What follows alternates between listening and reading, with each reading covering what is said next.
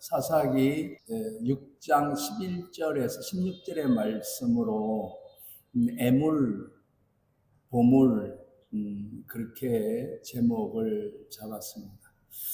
실제는 애물단지와 보물단지 그렇게 제목을 잡았습니다. 세상이 애물이라고 부를 때 하나님은 보물이라고 부르신다. 먼저 제 이야기를 잠시 드리면 한국에서 30년 넘게 목회할 때 성도들이 단 한 번도 저에게 따지거나 태클을 건 적이 없었습니다. 장로님들은 저에게 카리스마가 있다고까지 했습니다. 저는 제가 열심히 하는 것 잘하는 줄 알았습니다.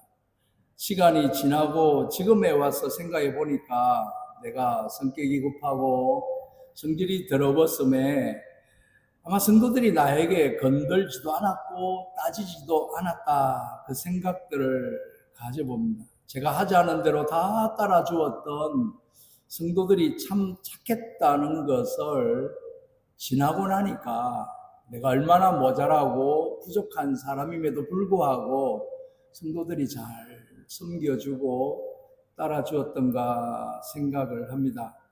교회에서 목사가 독재자처럼 지냈구나 하는 후회와 안타까움이 있습니다. 교회뿐 아니라 집에서도 아이들이 아빠 왜 그래요?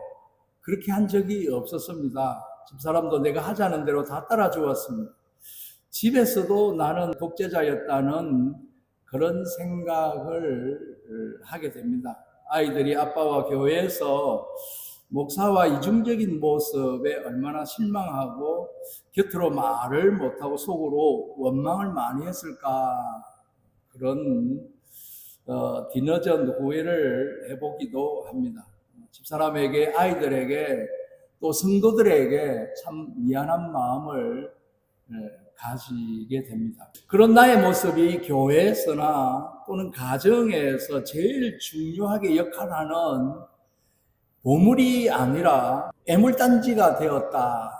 이 애물단지라는 부분은 긍정적이게도 사용되어지고 부정적이게도 사용되어집니다. 아이고 우리 애물단지 하면서 사랑스럽게 여겨지는 부분도 있지만 부정적으로는 좋긴 하고 사랑은 하는데 실속이 없는, 전혀 소용이 없는, 그래서 이러지도 저러지도 버리지도 못하는 그런 불편한 애물단지, 그냥 보물단지였으면 참 모두가 좋았을 텐데 곁으로는 좋은 척하지만 속으로는 힘들어하는 이 애물단지, 그런 애물단지가 바로 나였구나, 그렇게 뒤늦은 후회를 해봅니다. 애물단지처럼 지냈던 제가 지금은 이곳에서라도 하나님 앞에 그저 보물단지처럼 취급받고 싶은 욕심으로 뜨거운 나라, 뜨거운 날씨지만 열심히 사역하려고 애를 씁니다. 경쟁사회에서 젊은이들이 다른 사람들보다 좀 더 괜찮은 자리를 위해서 청춘을 다 바치기도 합니다. 세상은 속도가 빠릅니다. 결과를 중시합니다. 스펙과 성과로 사람들을 판단하고 가치로 재단합니다. 조금만 늦어도 뒤처진 사람을 취급받고 방황하거나 실패하면 문제 있는 사람으로 낙인을 찍습니다. 그렇게 애물 취급당하는 사람들이 많습니다. 특히 20대와 30대에 한창 꿈꾸고 도전해야 할 시기에 삶의 무게가 짓눌려 고개를 들기조차 어려운 사람들이 있습니다. 스스로 나는 애물단지야, 쓸모없어, 스펙을 쌓아도 취업이 안 되고 마음을 다해 사랑해도 관계는 깨지고 자격증을 따고 퇴근 후에 공부하지만 여전히 인생은 제자리 걸음을 느낍니다. 이런 현실 앞에서 문득 이런 생각을 갖게 되는 부분이, 나는 쓸모없는 존재인가? 나는 집에 쓰고 사회에 쓰고 애물단지인가? 그렇게 느끼지 않을까 생각을 가지며 그런 마음이 들 때 성경 속에 오늘 읽었던 이 본문의 인물이 바로 기드온입니다. 그는 미디안의 압제를 피해 숨어 살고 있었습니다. 포도주 틀 안에서 몰래 밀을 타작하며 살아남는 법만 익히고 있던 이 청년, 누구도 그를 주목하지 않았습니다. 심지어 자신도 자신을 무가치하다고 느꼈습니다. 나는 가장 약한 자라고, 나는 아무 쓸데도 없는 그냥 애물단지에 불과하다고. 그런데 하나님은 다르게 보셨습니다. 이제 결론적으로 이야기를 하면, 큰 용사여, 여호와께서 너와 함께 하신다. 다시 이 본문 이전에 이스라엘 상황을, 배경을 살펴야 할 것 같습니다. 가나안에 들어간 이스라엘의 위기가 바로 가치관의 대혼란이었습니다. 유목민 생활이라는 게 젖자서 데워서 먹으면 그만이고, 광야 생활이라는 게 매일같이 만나를 먹고 살 수밖에 없었습니다. 옷 한 벌을 입고 살았지만 40년 동안 그 옷이 헤어지지 않았습니다. 그런데 이 이스라엘 백성들이 가나안 땅에 들어가 보니까 가나안 사람들은 빛난 옷을 입고 삽니다. 패션이 다릅니다. 먹고 사는 모양이 다릅니다. 양을 잡아 포도주를 곁들여 먹는가 하면 곡식으로 떡을 만들어 올리브유에 찍어 먹습니다.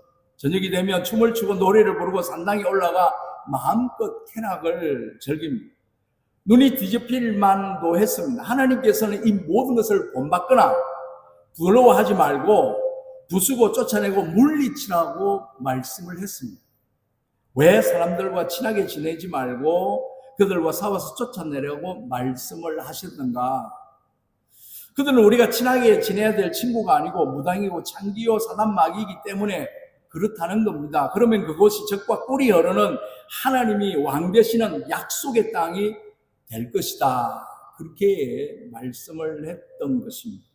그런데 이스라엘 백성들은 이 약속의 땅에 들어가 약속을 잊어버리고 살았습니다.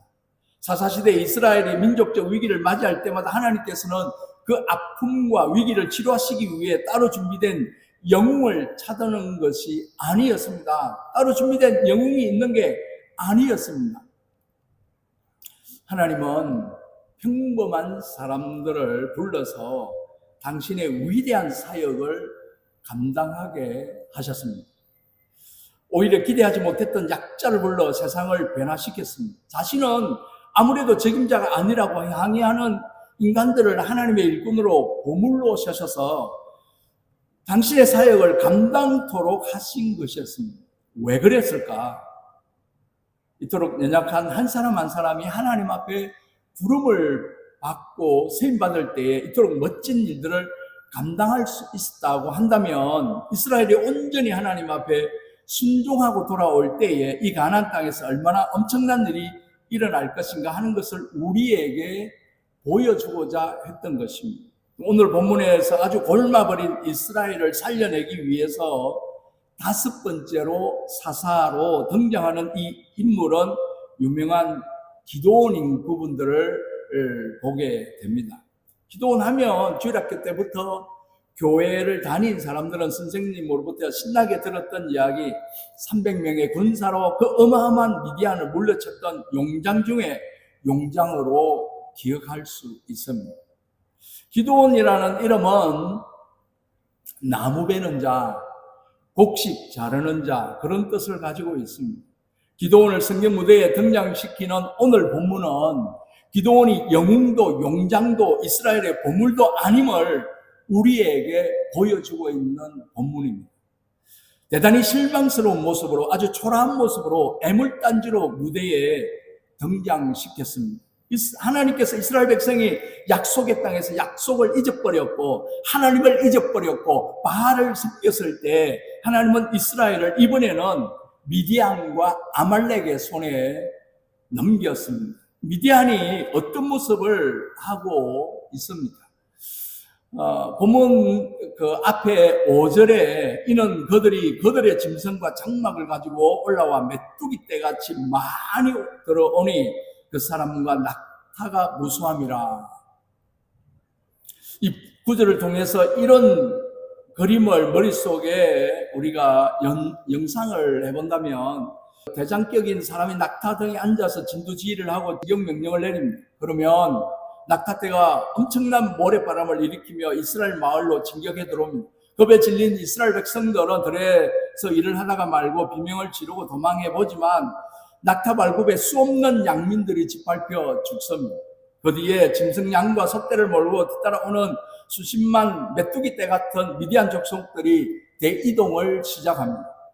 추수된 곡식들은 낙타 등에 실려지고 덜 익은 곡식과 야채들은 짐승들이 다 뜯어먹고 짓밟혀 순식간에 한 마을이 초토화되어 버리는 그런 그림이 영상되는 것이 오늘 본문 이전의 5절의 내용인 것입니다. 미디안이 어떤 족속이냐? 성경 속에 우리는 미디안을 만날 수 있습니다. 아브라함의 아내 사라가 죽을 때에 그의 후처로 거두라라는 여인을 맞이합니다. 후처에게서 얻은 아들이 미디안입니다. 약속의 아들 이삭과 후처에게서 얻은 이 아들을 구별하기 위해서 요단 동편으로 거두라와 미디안을 쫓아냅니다. 그들이 바로 미디안의 족속인 것입니다. 창세기 38장에 보면 요셉이 형들에게 팔려나갈 때 미디안 장사꾼에게 팔려가게 되는 것입니다. 모세가 광야로 도망하여 미디안 제사장 이드로의 집에 양을 칩니다. 그리고 이드로의 딸 스프라와 결혼을 하게 되는 것이죠. 미디안 족속 가운데 이스라엘 족속과 친하게 지내는 사람도 많이 있었고 심지어는 이스라엘로 기여한 이 미디안 사람들도 있었습니다. 미디안은 광야에 사는 베두인이라고 볼 수 있습니다. 유목민, 유락민이라고 할 수 있습니다. 미디안과 함께 이 당시 이스라엘 괴롭힌 족속이 또 하나 등장을 합니다. 그것이 3절에 아말렉의 족속인데 도대체 아말렉은 누구인가? 이삭의 아들 가운데 에서와 야곱이 있습니다. 야곱이 약속의 아들입니다. 이 에서가 아버지, 어머니의 마음을 아프게 하고 밖에 나가서 이방 여인과 결혼하여 아이를 낳았는데 엘리바스입니다.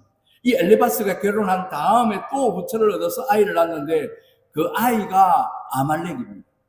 출애굽하는 과정 속에서 이스라엘 백성들을 방해합니다. 출애굽기 17장에 보면 여호수아 사령관이 전쟁터에 나가서 진두지휘합니다. 모세와 아론과 훌이 산꼭대기에 올라가서 기도하는데 모세의 손이 올라가면 이스라엘이 이기고 손이 내려오면 적군이 이기잖아요. 그때 이 적군이 바로 아말렉 족속입니다. 아말렉 역시 유랑민이요 베두인인 것을 볼 수 있습니다. 이 아말렉을 진멸시키지 않으면 두고 이스라엘에게 걸림돌이 될 것이라고 했는데 나중에 이 사울 임금이 불순종하여 아말렉의 씨를 또 남겨둡니다. 그래서 이스라엘이 오랫동안 괴롭힘을 받는 그런 이 아말렉 족속, 그리고 좀 전에 이야기했던 미디안 족속이 있습니다. 이 6장 1절로 다시 돌아가면 이스라엘 자손이 또 여호와의 목전에서 악을 행했다였습니다. 이스라엘 백성이 또 악을 행했습니다. 다시 악을 행했는데 이제를 보면 상도적인 문구 다음에 지금까지 보지 못했던 한 설명이 기록되는 부분들이 있습니다.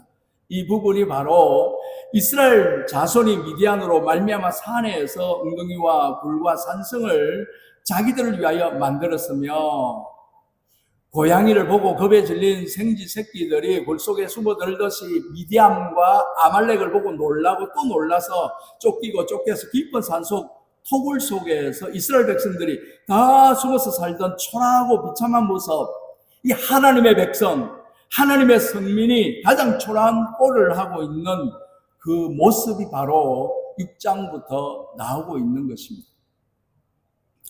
추수때가 되면 거둔 곡식을 다 빼앗아 가더니 이제는 3절에 아예 파종을 못하도록 파종을 해놓고 나면 삭이 파릇파릇 올라올 때 짐승떼를 몰고 와서 그 삭을 다 뜯어먹게 해버렸습니다. 왜 그랬을까? 이스라엘 백성들이 가나안 땅에서 사라지는 것, 지구를 떠나는 것, 사단 마귀는 우리가 저들을 무서워하고 두려워하며 도망가며 물러나는 것이 아닙니다. 막다른 골목으로 우리를 몰아 끝까지 죽이게 만드는 것입니다.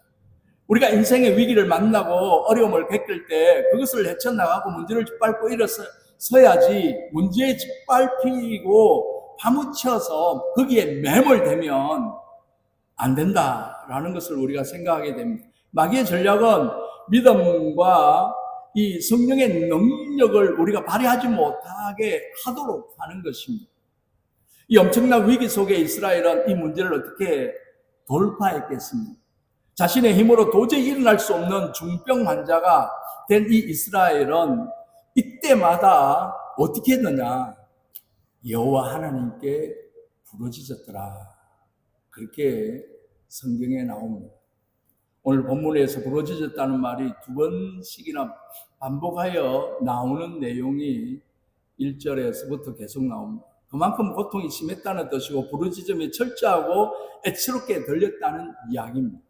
이곳저곳에서 기도하는 소리가 들립니다. 하나님이여 일어나 우리를 구원하소서.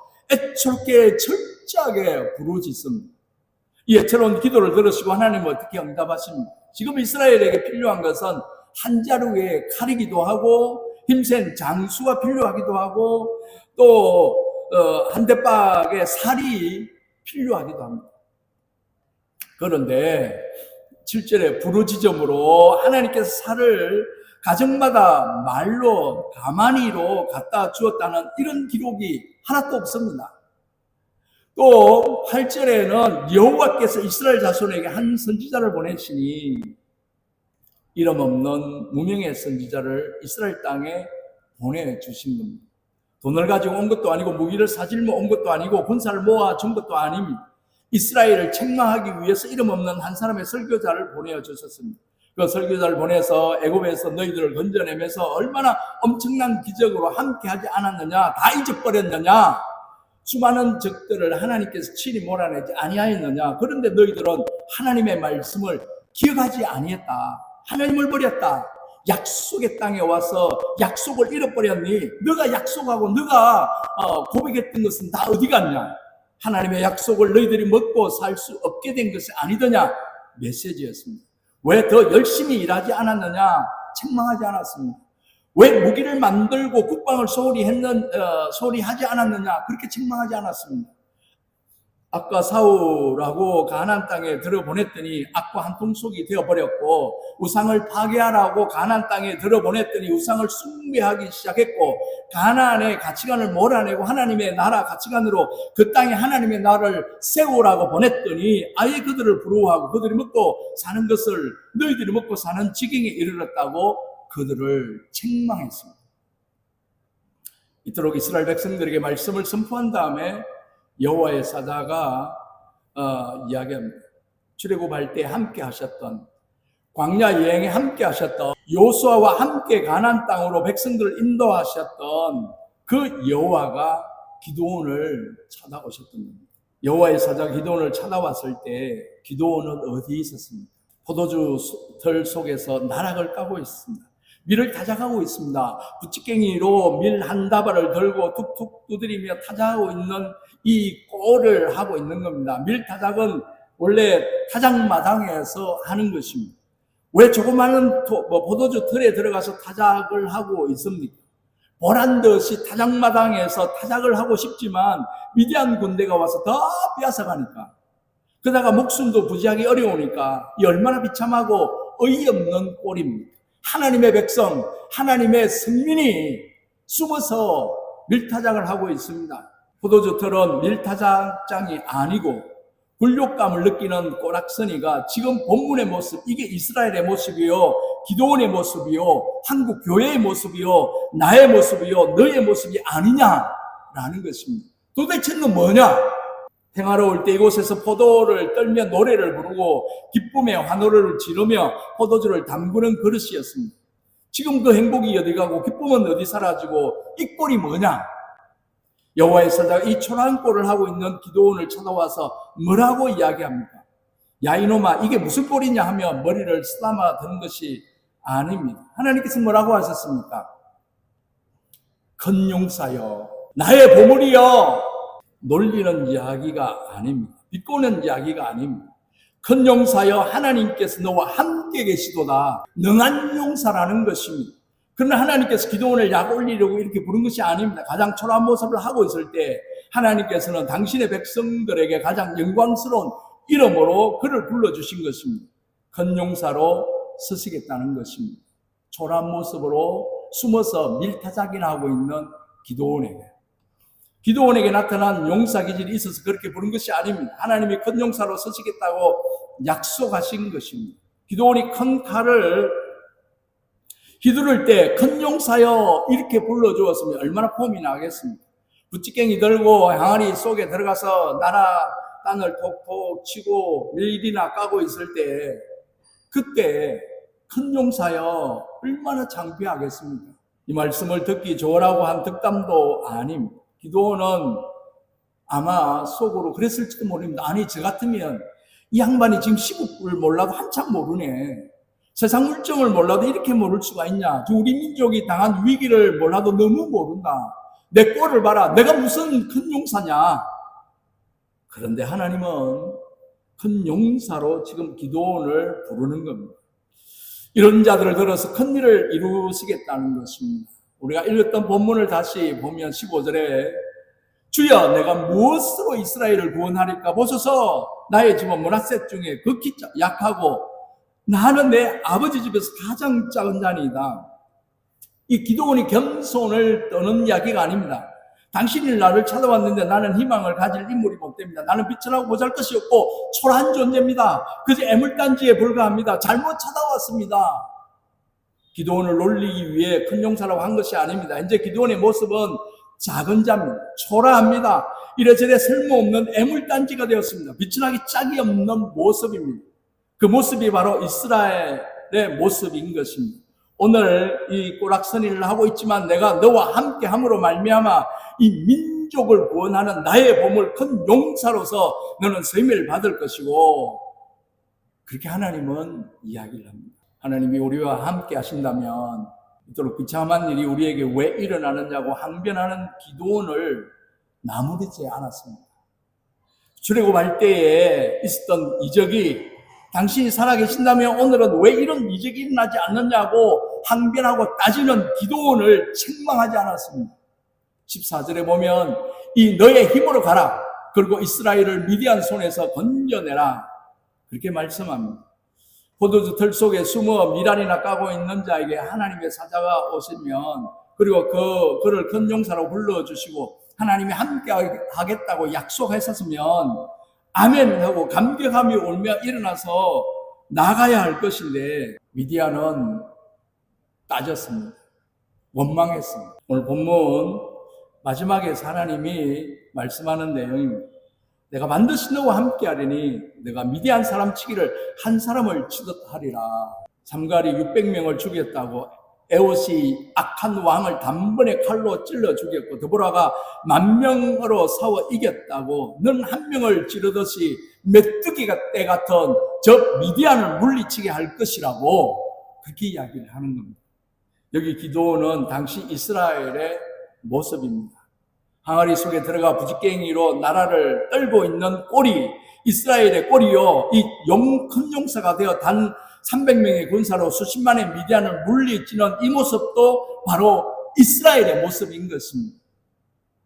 조랑꼴을 하고 오늘 여기서 짓밟히고 내일 저기서 깨지고 모레는 저기서 조롱받는 이 조랑꼴이 한국 교회의 모습이요, 이 기도원의 모습이요, 이 이스라엘의 모습이요, 나의 모습이기도 합니다. 초라한 모습을 우리 하나님께서 함께 하심으로 말미암아 부족하고 연약하지만 너는 큰 용사라고 하나님께서 서시고자 할 때 그런 모습도 이스라엘의 모습이요, 나의 모습이다. 인공스러운 빛을 잃어버린 이 초라한 모습도 나의 모습입니다. 나에게 애물단지가 아니라 보물단지 큰 용사라고 하시는 하나님, 분명히 일어나 하나님 나와 함께 하실 때에 연약한 나도, 약점 많은 나도 하나님 앞에 귀하고 아름답게 쓰임받게 될 것이다 라는 것입니다. 하나님은 말씀합니다. 보물이라고, 큰 용사라고, 일꾼이라고 다시 우리에게 이야기를 합니다. 사람은 애물로 보지만 하나님은 보물로 보시는 겁니다.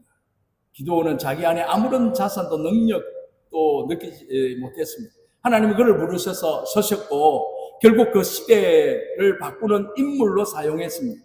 하나님의 사랑은 조건과 상관이 없습니다.